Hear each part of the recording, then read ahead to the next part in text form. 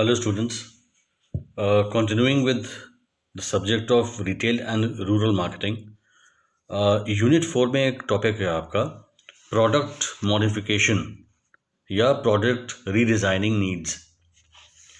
ये अजम्पशन करके ये मानते हुए कि रूरल एरियाज़ में, this is specific to rural areas, जहाँ पे जो प्रोडक्ट्स आप अर्बन एरियाज़ में बेचते हैं, तो ये माना जाता है, ये अजम्पशन है कि the same products with the same features और the same cost component might not stand good in rural areas.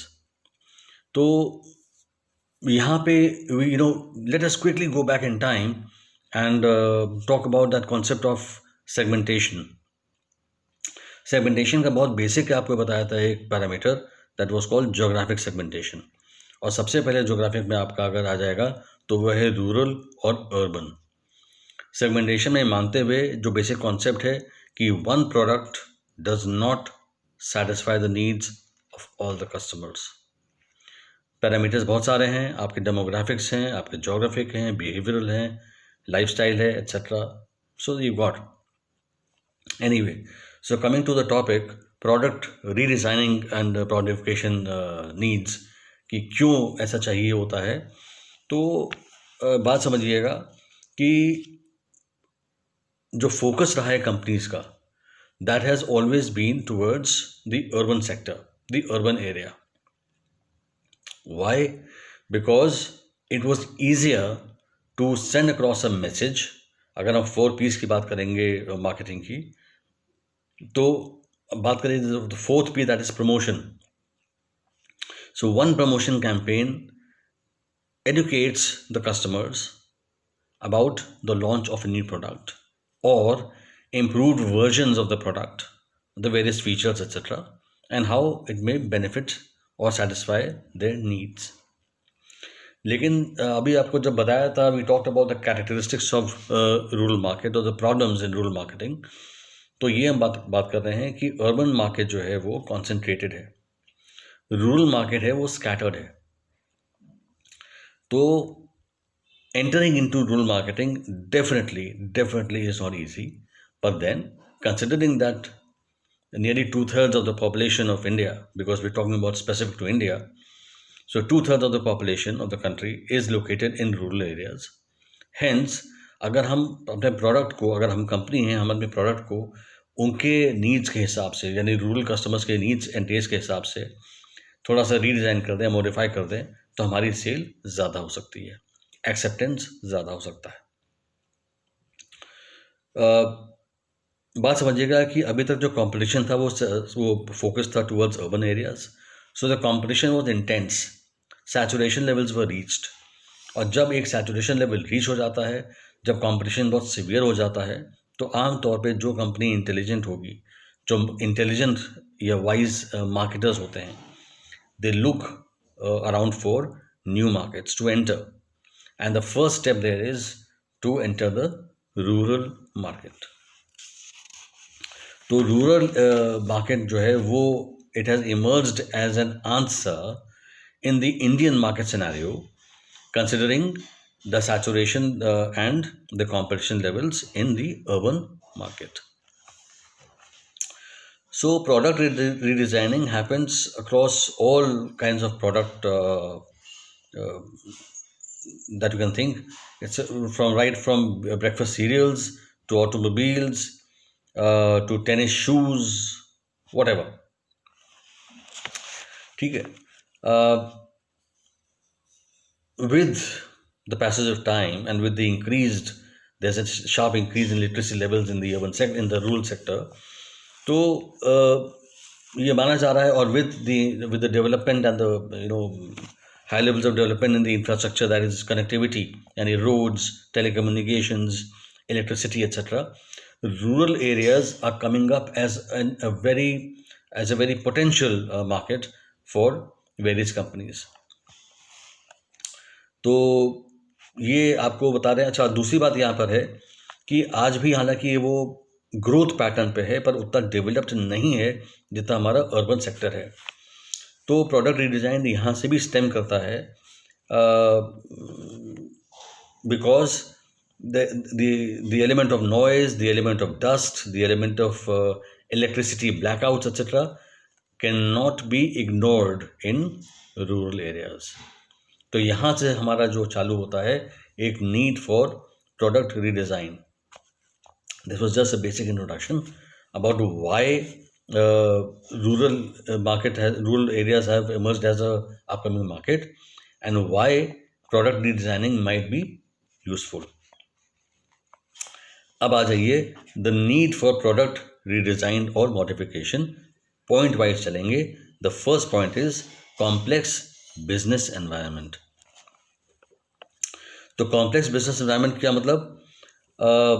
आपको बताया था जो बेसिक कैरेक्टरिस्टिक्स हैं ऑफ द रूरल मार्केट, यानी कि बात करिए तो increasing competition, rising cost, lower margins, splinter market and high consumer choice. ये सब अगर आप मद्देनजर रखेंगे, then of course the changing business environment also. तो कंज्यूमर जो है वो पहले था बैक स्टेज, जहाँ पे वो वही खरीदता था, उसको मिलता था. आज की तारीख में consumer has occupied centre stage, यानी कि जो कस्टमर चुप बैठता था कि उसको आप जो दे दो ले लेगा, आज वही कस्टमर वो डिमांडिंग कस्टमर हो गया है. So the companies are responding to the demands of the customer. Hence, the need for product redesign. Point number 2, increasing purchasing power in the rural areas. यहाँ पे क्या है?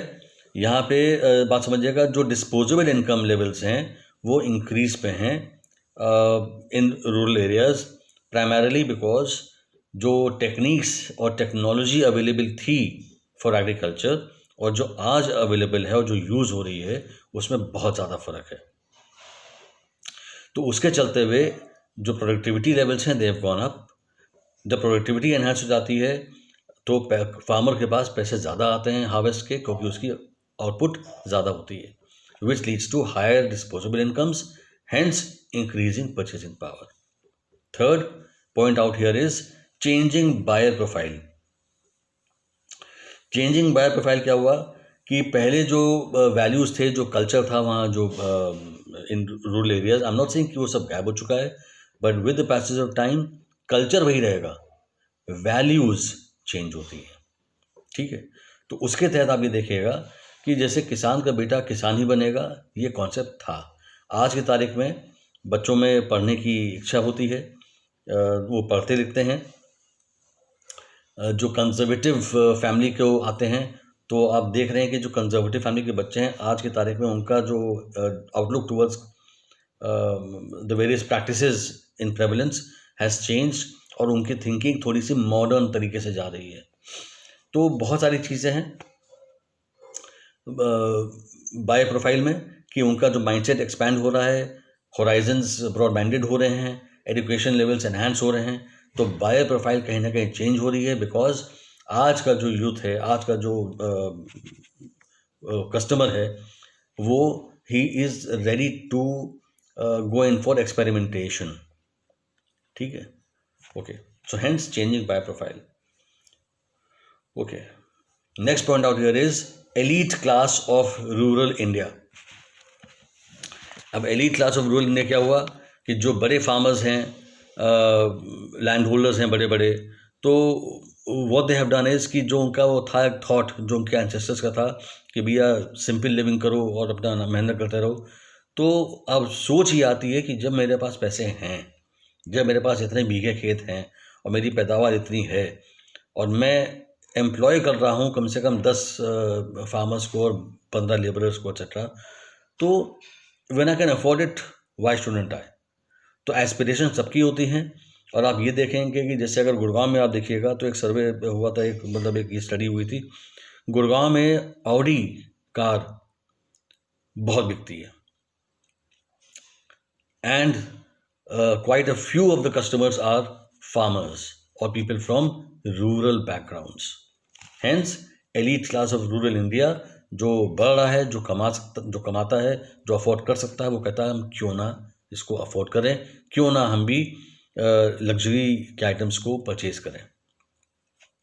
Next point out here is role of media. Okay, role of media में basically ये है कि media के ज़रिए जो चूँकि अवेयरनेस लेवल्स ज़्यादा क्रिएट होते हैं तो aspiration levels are definitely and greatly affected and impacted.